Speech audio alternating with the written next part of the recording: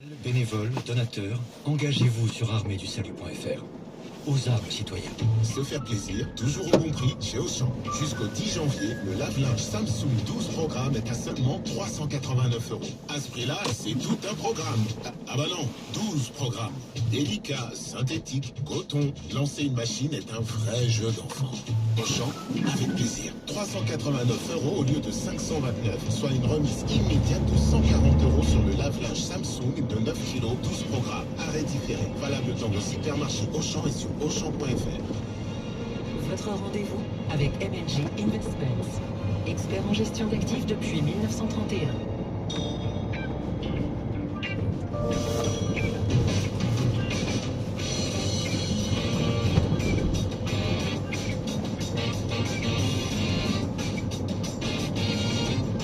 BFM Business, c'est votre argent. Marc Fiorentino, best. Et on se retrouve en deuxième partie de l'émission pour vous répondre à la question de savoir où vont les marchés. En gros, ça va être ça la deuxième partie de l'émission. Il y aura plein d'autres choses, mais je n'ai pas envie de tout vous raconter. En première partie, donc on a été très clair. On n'a aucune idée sur ce qui va se passer en 2023, en 2024, en 2025. C'est à peu près le résumé rapide de ce qu'il y a pu se dire. Allez, on parle tout de suite des marchés. Ben voilà, les chants de Noël, l'esprit. Alors il vous faut ça, parce que le CAC, pour l'instant, moins 9%, le DAX, moins 12%, le S&P, ça l'année n'est pas finie encore. Hein. Moins 20% S&P, le Nasdaq, moins 33%, Eurostoxx, moins 11%, Nikkei, moins 9%, Shanghai, moins 16%, plus que quelques jours à tenir, et on pourra tourner la page de cette année qui a quand même été mauvaise. Alors j'entends partout que ça a été la plus mauvaise, une des plus mauvaises depuis 2008 boursièrement, mais c'est pas que ça. Hein. Toutes les classes d'actifs se sont pris un pain, notamment les obligations, les emprunts d'État. On n'en parle pas beaucoup parce que c'est pas facile à comprendre. Déjà, les gens ne comprennent pas que quand les taux montent, les obligations baissent. Ils font pas la différence obligations et emprunts. Donc on peut parler de tout ça.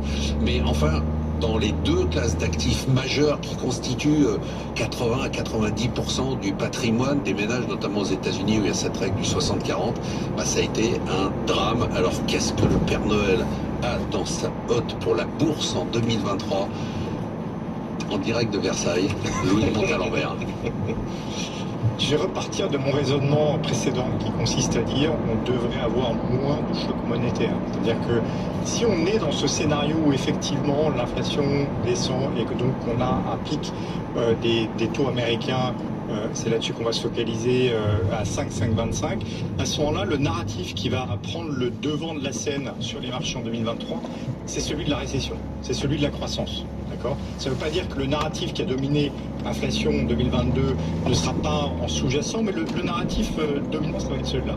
Si c'est ce narratif qui est dominant à ce moment-là, on va regarder beaucoup plus les entreprises, leur capacité effectivement à faire face à la récession, à augmenter leurs prix, le cas échéant, à maintenir leurs profits en marge. Et donc, ça doit nous donner un marché moins nerveux qui, dans certaines classes, a surcorrigé, hein, parce que il y a des excès dans un sens, le marché corrige avec des excès inverses. Donc, mon biais, il serait plutôt stable, puisque c'est une année économique très bonne, avec l'idée de dire il y aura des gagnants et des perdants, mais avec un biais positif qui est plutôt vers le haut, dans la mesure où je pense que le marché a surcorrigé certains de ses excès précédents. Frédéric, vous n'étiez pas tout à fait d'accord. Hein. Tout à l'heure, j'ai cru comprendre que vous pensiez qu'en fait, il y avait des anticipations qui étaient pas... C'est déjà un chiffre 5, hein. Il n'y a que 5 années depuis un siècle où les deux classes d'actifs étaient en baisse. Ouais. Donc pour montrer l'ampleur de la baisse... de cette ampleur, c'était 1937, j'ai lu. 31. Ouais. J'avais 31, c'était l'ordre de 27% de baisse en 60-40, et le plus bas de cette année, ça devait être moins 23. Donc c'est vrai que les gens s'étonnent, j'ai un portefeuille équilibré, je suis à moins 12, moins 13, c'est la norme, hein. C'est juste la norme de ce qu'on doit avoir aujourd'hui lorsqu'on a effectivement un portefeuille avec des obligations équilibré. Peut-être la bonne nouvelle là-dessus, c'est que la partie obligataire, elle va pas nous faire souffrir comme je pense hors crise de la dette qui reviendrait avec des taux qui remontent trop fort, mais je pense que cette partie-là va faire l'effet un peu tampon sur les performances. Donc on va jouer essentiellement sur la partie action.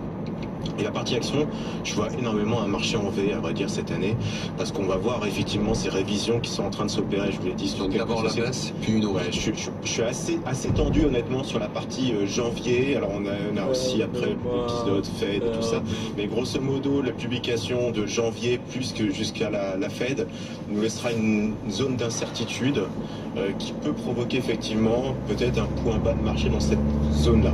Puis après, je pense effectivement l'inflation arrivant à un niveau plus acceptable, une tendance bien marquée, je pense effectivement qu'on se reposera la question, notamment aux États-Unis, en anticipation de baisse des taux. Et dans ce cas-là, tout le secteur qui a souffert 3 trillions sur les GAFA de perdre. D'accord. Donc je pense que cette partie-là devrait se retourner plutôt sur la deuxième partie de l'année. Vous avez des avis, les économistes, sur le marché?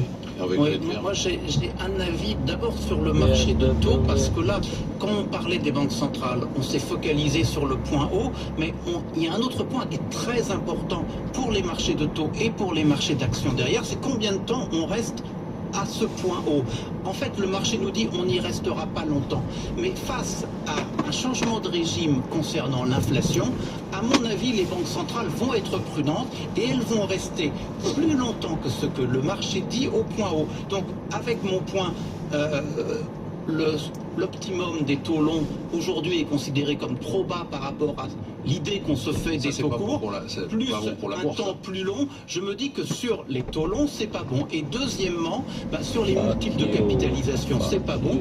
Comme dans le même temps, et là je suis d'accord avec Frédéric, il y a encore de l'ajustement à la baisse en termes de perspective de résultats, au moins sur la première partie de l'année. Moi je dis, le premier semestre, pas terrible. Le second, il faudra qu'on se dessine 2024. Aujourd'hui, c'est une bouteille à l'encre. Mais en début d'année, moi je serais plutôt prudent.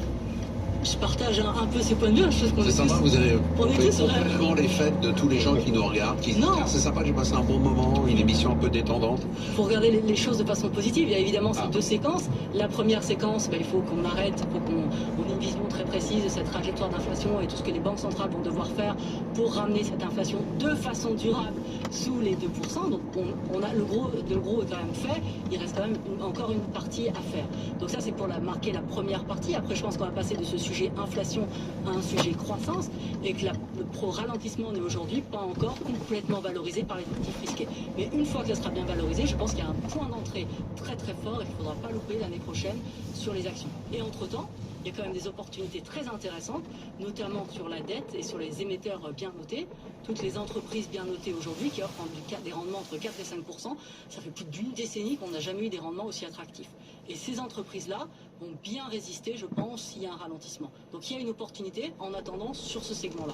Donc vous avez déjà répondu à la question qui vient derrière. Pardon. Qui est la question d'argent de la semaine. Non, mais c'est très bien. Où investir, évidemment, ces économies en 2020?